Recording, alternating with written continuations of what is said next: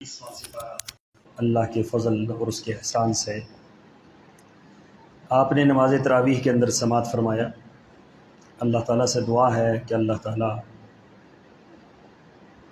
آپ کے اس عمل کو اپنی بارگاہ میں قبول فرمائے اور اللہ تعالیٰ اس کے بدلے میں جنت الفردوس عطا فرمائے۔ سامعین محترم، اس سپارے کے اندر سورہ احقاف، سورہ محمد، سورہ فتح، سورہ حجرات اور سورہ قاف اور سورہ ذاریات کا کچھ حصہ ہے۔ سورہ احقاف یہ مکی سورت ہے اور اس سورہ مبارکہ میں ان لوگوں کے متعلق بشارتیں سنائی گئیں مسلمانوں کو کہ ان قریب تمہارے عروج کا دور شروع ہونے والا ہے۔ لا محالہ کہ مسلمانوں کا عروج ہے تو کافروں کا زوال ہے، مشرکین کا زوال ہے، تو یہ مسلمانوں کے لیے بہت بڑی خوشخبری تھی۔ اور مسلمان اللہ تعالیٰ کے اور اللہ کے رسول صلی اللہ علیہ وسلم کے ہر حکم پر یا ہر بات پر یقین رکھتے تھے کہ جو اللہ کے رسول نے زبان سے فرما دیا وہی پورا ہو کر رہے۔ بظاہر کوئی حالات ایسے نہیں تھے۔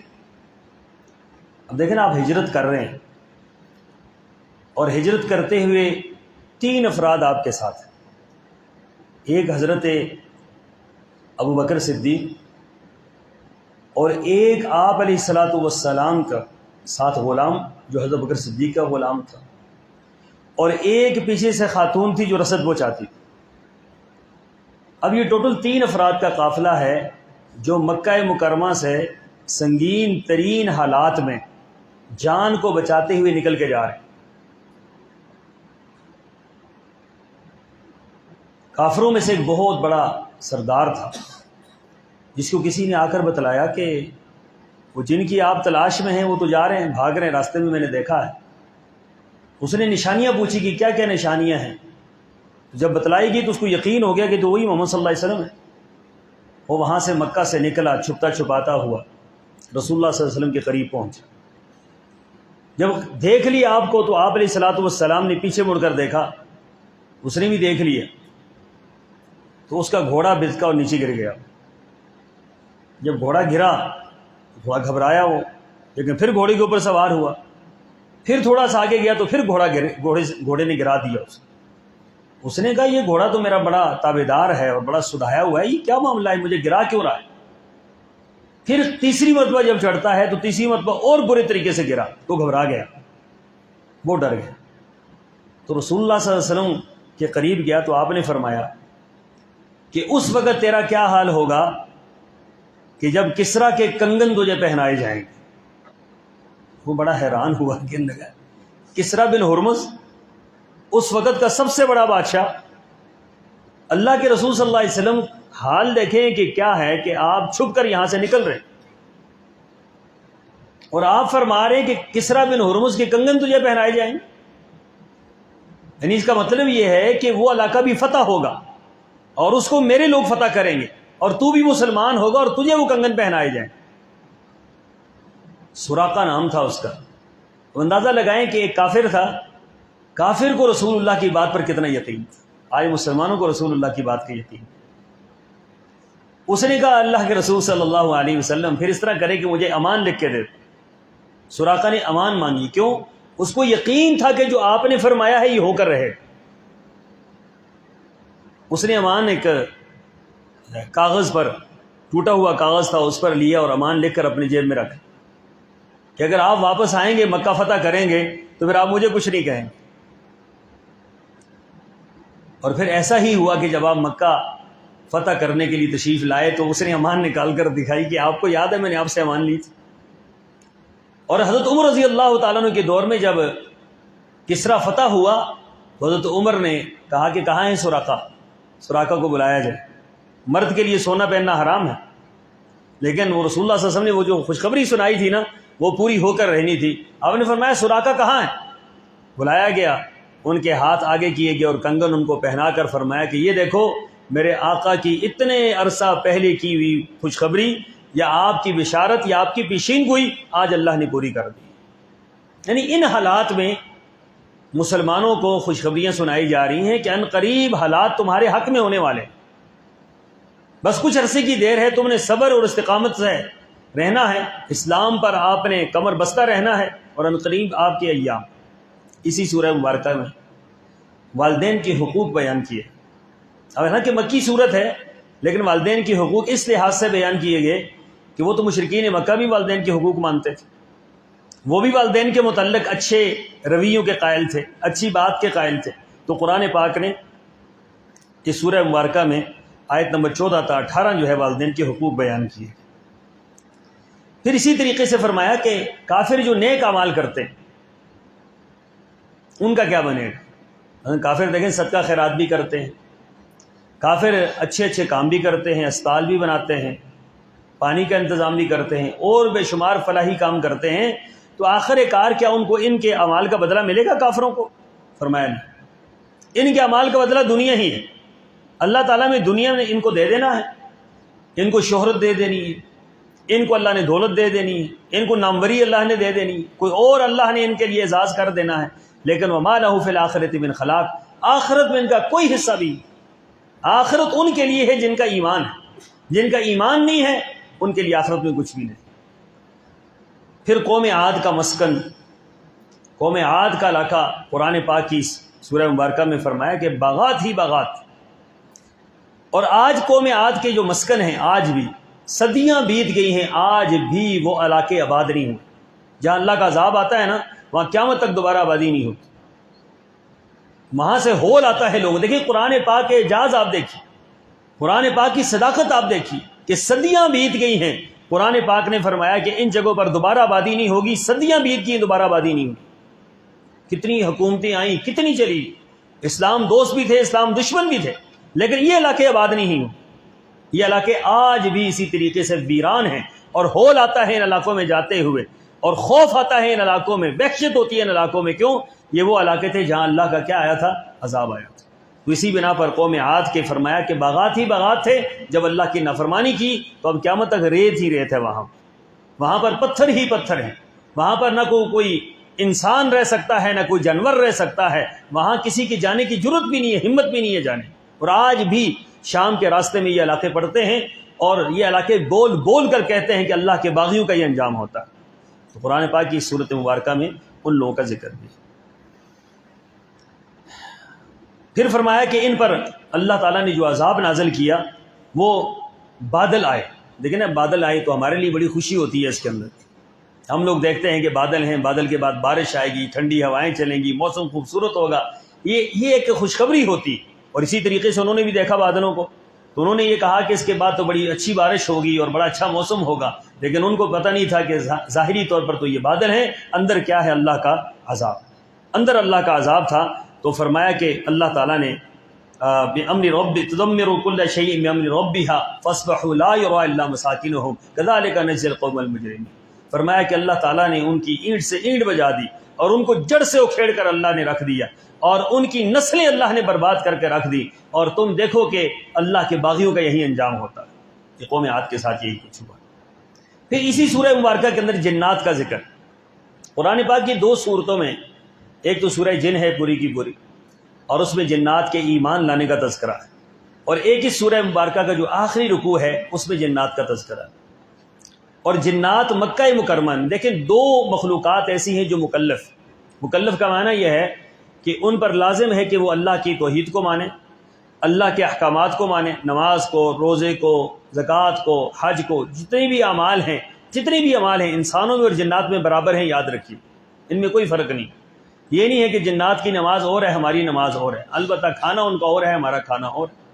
حج وہ بھی کرتے ہیں ہم بھی کرتے ہیں، نماز وہ بھی پڑھتے ہیں ہم بھی پڑھتے ہیں، عقیدہ ان پر بھی صحیح کرنا لازم ہے، ہم پر بھی صحیح کرنا لازم ہے. تو جنات مکلف ہے، اس لیے فرمایا کہ وما خلقت الجن والانس الا لیعبدون. جن و انس کو اللہ تعالیٰ نے اپنی عبادت کے لیے پیدا کی. البتہ یہ ہے کہ ہیئت میں فرق ہے، ان کی شکل و صورت میں فرق ہے، وہ سامنے نہیں آ سکتے، ہمیں دکھائی نہیں دے سکتے، اس کے علاوہ باقی اللہ تعالیٰ نے ان کو ہم سے زیادہ قوت دی ہوئی ہے، طاقت دی ہوئی ہے، لیکن ہیں ہمارے تابع، ہمیں نقصان نہیں پہنچا سکتے۔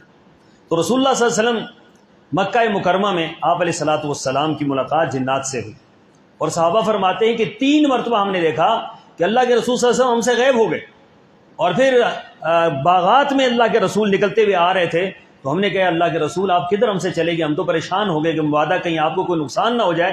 تو آپ نے فرمایا کہ نہیں، تمہارے بھائی جنات آئے تھے اور میں ان کو تعلیم دے رہا تھا۔ وہ اللہ کے رسول صلی اللہ علیہ وسلم جنات کے حوالے سے قرآن پاک کی اس سورہ مبارکہ کے اندر اس کا پورا ذکر موجود ہے کہ انا سمعنا قرآنا عجب۔ یہ جو جنات تھے یہ بنیادی طور پر پریشان تھے ایک مسئلے سے۔ جب رسول اللہ صلی اللہ علیہ وسلم مبعوث ہوئے تو آسمان پر شیاطین کا جانا جو ہے ختم ہو گئے۔ یہ شیاطین جاتے تھے وہاں سے خبریں لے کر آتے تھے، اور شہاب ثاقب جو ٹوٹتا ہے نا، آپ دیکھتے ہیں کبھی کبھار ستارے ٹوٹتے ہیں، یہ ستارے ان پر ٹوٹتے ہیں۔ تو رسول اللہ صلی اللہ علیہ وسلم جب مبعوث ہوئے تو ان کا اوپر جانا بند ہو گیا۔ انہوں نے کہا کوئی واقعہ پیش آیا ہے، کوئی خاص مسئلہ پیش آیا ہے کہ ہمارا اوپر جانا کیسے بند ہو گیا۔ تو انہوں نے گردش کرنی، اپنا چکر لگانے شروع کر دی، دنیا کے اندر پھیل گئے کہ ہم پتہ کریں۔ اب اس واقعے سے یہ بات بھی پتہ چلتی ہے کہ جنات جو ہیں وہ عالم الغیب، جنات عالم الغیب نہیں۔ ہمارے ہاں وہ تعویذوں والی جو مخلوق ہے نا، وہ کہتے ہیں کہ یہ ہم جنات سے نکلوا کے لاتے ہیں، تو جنات تو غیب جانتے ہی۔ 2 واقعے قرآن پاک نے بیان کی جنات کی غیب دانی کے متعلق۔ یہ پرانا عقیدہ تھا کہ جنات غیب جانتے ہیں اور جنات یہ ہے وہ ہے۔ ایک حضرت سلیمان کا واقعہ بیان کیا کہ حضرت سلیمان علیہ الصلوۃ والسلام پر اللہ تعالیٰ نے جب موت واقع کی، موت کا وقت آ گیا، تو اس وقت صورتحال یہ تھی کہ جنات جو ہیں بیت المقدس بنا رہے تھے۔ یہ جو بیت المقدس ہے یہ جنات نے بنایا۔ تو حضرت سلیمان علیہ الصلوۃ والسلام کے وہ تابع تھے۔ جب موت کا وقت آیا تو فرشتہ آیا، انہوں نے کہا بھائی یہ اگر میں مر گیا تو یہ تو رہ جائے گا، بیت المقدس بننا ختم ہو جائے گا، اور یہ ساری مخلوق بھاگ جائے گی، یہ جو جنات ہیں یہ بھی بھاگ جائیں گے۔ کہا اس کا انتظام اللہ نے کرنا ہے۔ آپ اندازہ لگائیں کہ پیغمبر کا بھی ایک لمحہ، ہم یہ کہتے ہیں نا کہ ہم نے بڑی دنیا اٹھا رکھی ہے اور ہمیں بڑا موقع ملے گا، وقت ملے گا، یہ پیغمبر تھے جو بیت المقدس بنا رہے تھے، اور بیت المقدس بناتے ہوئے موت کا وقت آیا تو اللہ تعالیٰ نے ان کو وقت نہیں دیا، فرمایا نہیں اس کا انتظام ہو جائے گا کہ یہ بیت المقدس بنے گا۔ تو پھر ایک کھڑے ہو گئے ایک سہارے، لاٹھی کے سہارے، اور وہیں پر موت واقع ہو گئی۔ اب یہ حضرت سلیمان گرے نہیں، اسی طریقے سے کھڑے رہے، جنات کام میں لگے رہے۔ انہوں نے کہا کہ وہ حضرت سلیمان کھڑے ہیں، تو وہ دڑ دڑ کام میں لگے رہے۔ جس دن بیت المقدس کا کام مکمل ہوا، اللہ تعالیٰ نے ادھر سے سیخ کو حکم دیا تھا، وہ اس میں لاٹھی میں چل پڑی تھی، وہ اس کو کھا رہی تھی آہستہ آہستہ آہستہ آہستہ۔ جس دن وہ کام مکمل ہوا اس دن وہ لاٹھی جو ہے کھا کر ختم ہوئی، اور اسی دن حضرت سلیمان گر گئے۔ تو چیختے رہ گئے، کہنے لگے اتنے عرصے سے ہم ویسے ہی کام کر رہے ہیں کھڑے ہوئے، تو اسی دن وہ بھاگ گئے۔ تو اس واقعے سے، قرآن پاک کے اس واقعے سے بتلانا مقصود یہ ہے قرآن کا کہ جنات غیب نہیں جانتی، البتہ یہ پیروں کی بلیاں جو ہیں غیب ضرور جانتی۔ تو باقی جو ہے، باقی کون سی مخلوق ہوگی جو غیب جانتی ہوگی؟ یہ جو غیب دانی کا نظام ہے نا، یہ پوری کی پوری دکانداری ہے ایک طرح کی۔ آپ کے تعویذ ہم نکالیں گے، آپ کا استخارہ ہم کریں گے، آپ کا جادو ہم ختم کریں گے، آپ کا فلاں ہم ختم کریں گے۔ اچھا جی ہم کیا کریں؟ بس آپ ہمیں پیسے دے دیں، آپ پیسے ہمیں دے دیں، باقی سارا کام ہم نے کرنا۔ بھائی سارے کام آپ نے خود کرنا۔ تو قرآن پاک میں اللہ تعالیٰ نے جنات کا ذکر کیا کہ یہ جنات قرآن سنا انہوں نے۔ قالوا یا قومنا انا سمعنا کتابا انزل من بعد موسیٰ مصدقا لما بین یدیہ یہدی الی الحق والی طریق مستقیم یا قومنا اجیبوا داعی اللہ۔ سبحان اللہ، ایک تو خود قرآن سنا اور قرآن پر ایمان لے آئے، اور دوسرا اپنی قوم کو جا کر انہوں نے یہ بات کہی کہ تم بھی ایمان لے آؤ، اور یہ قرآن واقعتاً بہت عجیب کتاب ہے۔ جنات کو قرآن عجیب لگی ہے، کاش کہ مسلمانوں کو بھی یہ عجیب لگ جائے کہ یہ کتاب کیسی عجیب کتاب۔ جنات بھی قرآن سن کر جو ہے اپنے حواس قابو میں نہیں رکھ سکے، اتنی خوبصورت کتاب، اتنی اعلیٰ کتاب۔ قل اوحی الی انہ استمع، آگے کیا ہے؟ نفر من الجن فقالوا انا سمعنا قرآنا عجبا یہدی الی الرشد فآمنا به ولن نشرک بربنا احد وانہ تعالی جد ربنا ما اتخذ صاحبۃ ولا ولدا۔ سبحان اللہ، جنات کی ایسی عجیب تبلیغ، اور یہ جنات مسلمان ہوئے، رسول اللہ صلی اللہ علیہ وسلم کے دور میں مسلمان ہوئے۔ ان کی عمریں بہت لمبی ہوتی ہیں، یہ اللہ کی مخلوق ہے، اور ان کا کھانا پینا اللہ تعالیٰ نے رکھا ہوا ہے۔ جو ہم بوٹیاں وغیرہ گوشت وغیرہ پھینک دیتے ہیں کھا کر، تو اس کے اوپر جو ہے یہ اللہ تعالیٰ گوشت چڑھا دیتا ہے، پھر یہ وہ کھا لیتے ہیں۔ ان کی خوراک اللہ تعالیٰ نے یہ رکھی ہے، باقی کئی خوراکیں اللہ تعالیٰ نے ان کی رکھی ہیں۔ تو یہ کچھ تصورات ہمارے ہاں جنات کے بارے میں، جنات ہیں، بھوت ہیں، پریاں ہیں، ہے نا جی، بھوت ہے نا، اسی جنات ہیں بس اس کے علاوہ کچھ بھی نہیں، نہ پریاں ہیں نہ بھوت ہے، کوئی چیز بھی باقی نہیں ہے، صرف جنات۔ ایک مخلوق اللہ نے بنائی ہے، جنات۔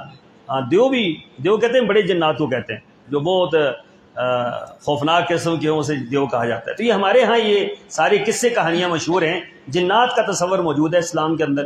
باقی اللہ کی بے شمار مخلوقات ہیں، کیسی ہیں کیسی نہیں ہیں، لیکن ایک جن ایسا ہے کہ جس کے بارے میں قرآن نے بڑی تفصیل کے ساتھ جو ہے وہ ذکر کیا ہے۔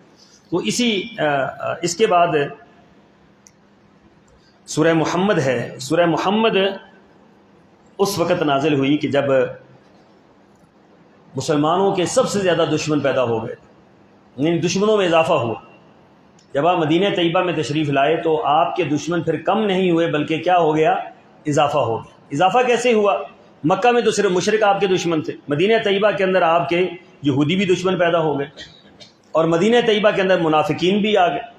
پھر اسی طریقے سے جو قبائل تھے وہ بھی آپ کے دشمن بن گئے، اور جو عیسائی ریاستیں تھیں اس وقت کی وہ بھی آپ کے دشمن بن گئے۔ گویا آپ مکہ میں تھے تو آپ کا دشمن ایک تھا، جب آپ مدینہ میں آئے تو آپ کے دشمن کئی بن گئے۔ لیکن اللہ تعالیٰ نے فرمایا کہ اے محمد صلی اللہ علیہ وسلم، دشمن بے شک بڑھ گئے ہیں، لیکن آپ کے رب نے آپ کو فتح یاب کرنا ہے، آپ کے رب نے آپ کو فتح یاب کرنا ہے۔ اور ایسے ہی ہوا کہ ہر آنے والا دن مدینہ طیبہ کے اندر مسلمانوں کے لیے خیر کا دن تھا، بھلائی کا دن تھا، فتح کا دن تھا، نصرت کا دن تھا اور خیر کا دن تھا، ہر آنے والا دن۔ تو اسی سورہ مبارکہ کے اندر غزوہ احد کا تذکرہ ہے، اور ابو سفیان نے جو نعرہ لگایا اس کے حوالے سے یہاں اللہ تعالیٰ نے فرمایا کہ ابو سفیان نے یہ نعرہ لگایا تھا نا، اولو حبل، ان کے ہاں مختلف بت مختلف کام کرتے ہیں۔ حبل جو ہے یہ سب سے بڑا ہے، دیو جسے آپ کہہ سکتے ہیں یا کوئی اور بلا کہہ سکتے ہیں۔ لات جو ہے ان کی منات، عزا عزت دینے والا، منات منتیں پوری کرنے والا، اس طریقے سے مختلف ان کے نام تھے۔ ان میں حبل جو تھا یہ ان کے نزدیک سب سے بڑا تھا، جو جنگ میں ان کو کام آتا تھا، جنگ میں ان کے لیے جو ہے وہ راہ ہموار کرتا یا جنگ میں ان کی مدد کرتا تھا۔ تو اسی وجہ سے احد کے اندر جب وہ فتح یاب ہوئے تھوڑی دیر کے لیے کفار، تو انہوں نے یہ نعرہ لگایا تھا اولو حبل، کہ آج حبل جیت گیا۔ تو اس کے جواب میں رسول اللہ صلی اللہ علیہ وسلم نے کیا فرمایا؟ کیا کہو؟ اللہ اعلی و اجل، نہیں اللہ جیتا ہے، اللہ کے علاوہ کوئی نہیں جیت سکتا۔ وقتی طور پر مسلمانوں کو عزیمت اٹھانی پڑ سکتی ہے، لیکن اللہ۔ پھر اسی سورہ مبارکہ کے اندر جنت کا تذکرہ ہے، اور جنت کی 4 مشروبات کا تذکرہ ہے، 4 نہروں کا تذکرہ ہے۔ اس کے بعد سورہ فتح ہے۔ سورہ فتح کا شان نزول یہ ہے کہ یہ رسول اللہ صلی اللہ علیہ وسلم کو بتلایا گیا کہ آپ احرام باندھا ہے آپ نے، اور آپ دیکھ رہے ہیں خواب میں کہ آپ عمرہ کر رہے ہیں۔ تو آپ نے صحابہ کرام کو تیار کیا، اور صحابہ کرام جو ہے مکہ مکرمہ کے لیے تڑپ رہے تھے۔ اب سب تیار ہوئے اور چل پڑا، بہت بڑا قافلہ تھا یہ، اور جب یہ حدیبیہ کے مقام پر پہنچے تو ان کو کفار نے روک لی، انہوں نے کہا بھائی آپ نہیں کر سکتے، آپ عمرہ نہیں کر سکتے۔ تو اس وقت پھر سفیر آتے جاتے رہے، حضرت عثمان غنی گئے، وہاں سے عروہ بن مسعود ثقفی آئے، باقی اور کئی سفیر آئے، یہ آپس میں سفارتکاری چلتی رہی کہ ہونا کیا چاہیے، کیا ہو سکتا ہے اب۔ تو آخر کار یہ طے ہوا کہ آج اس مرتبہ آپ عمرہ نہیں کریں گے، اس سال آپ واپس جائیں گے، اور آئندہ سال آپ آئیں گے لیکن ہتھیار لے کر نہیں آئیں گے، اور عمرہ کریں گے آئندہ سال، اور باقی معاملات طے ہوئے۔ صلح حدیبیہ بنیادی طور پر اس کے اندر بے شمار چیزیں، اور ایسی عجیب یہ صلح تھی کہ قرآن نے اس صلح کو فتح مبین قرار دیا۔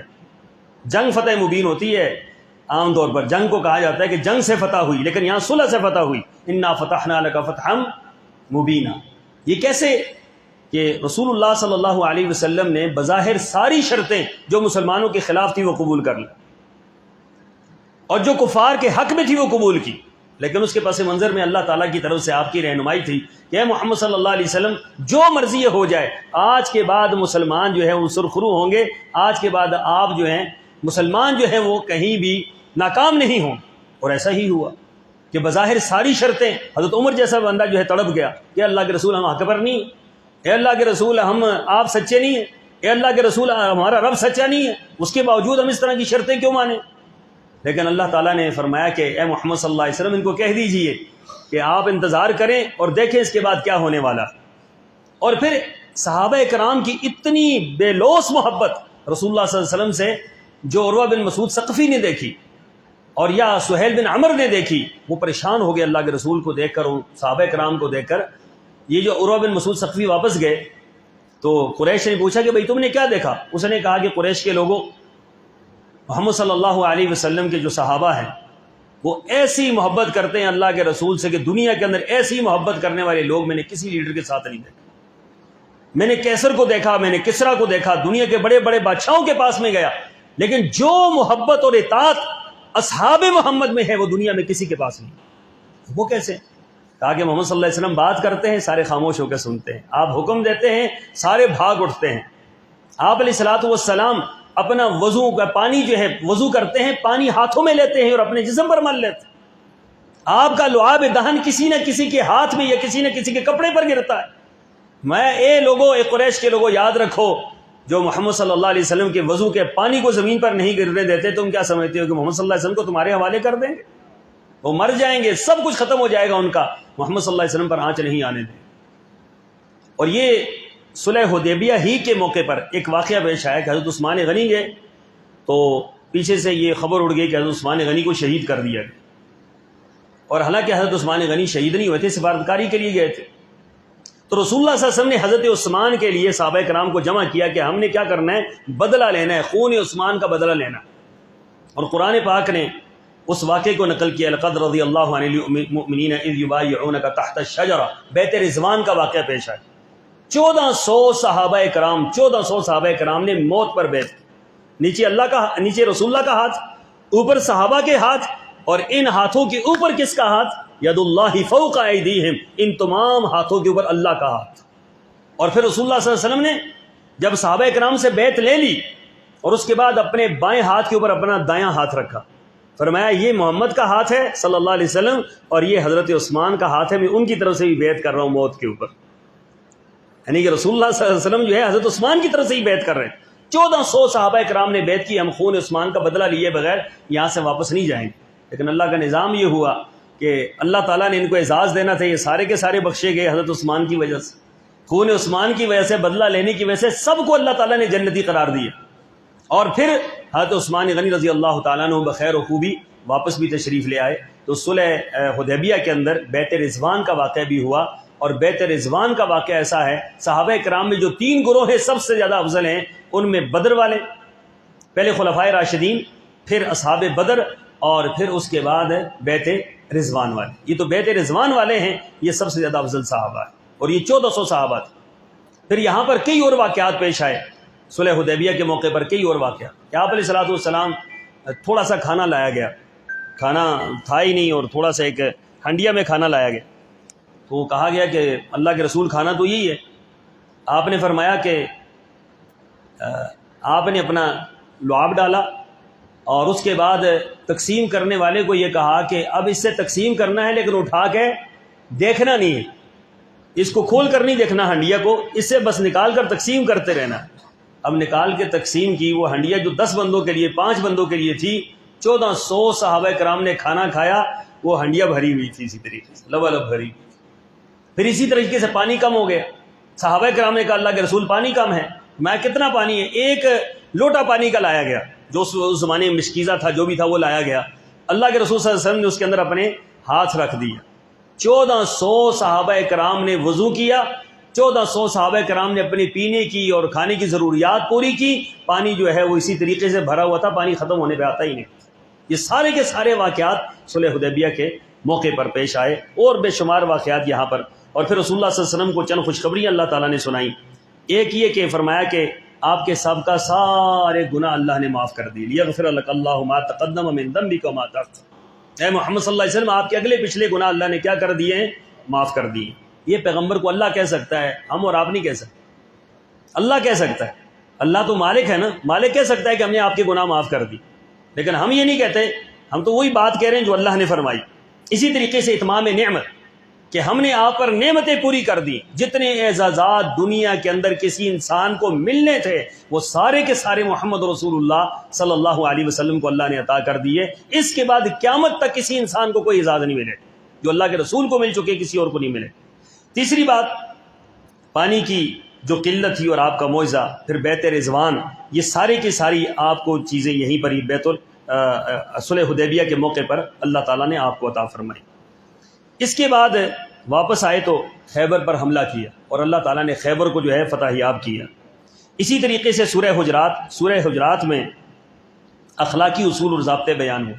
یاد رکھیں سورہ حجرات قرآن پاک کی ان عظیم صورتوں میں سے ہے، اگر اس کو آپ پڑھ لیں تو یہ جو ہمارے باہمی ہے نا، ایک دوسرے کی غیبت کرنی، بغض، کینہ، حسد، چغلی، یہ جو ہماری معاشرتی برائیاں ہیں، جو اخلاقی بھی برائیاں ہیں، یہ ساری کی ساری اس کے اندر نام لے لے کر کہا گیا کہ یہ کام نہ کرو، اور ان کی برائیاں بیان کی گئی کہ غیبت کتنا بڑا گناہ ہے، جاسوسی کتنا بڑا گناہ ہے، بدزنی کتنا بڑا گناہ ہے، الزامات کتنا بڑا گناہ ہے۔ یہ ساری کی ساری چیزیں سورہ حجرات میں اللہ تعالیٰ نے بیان فرمائی۔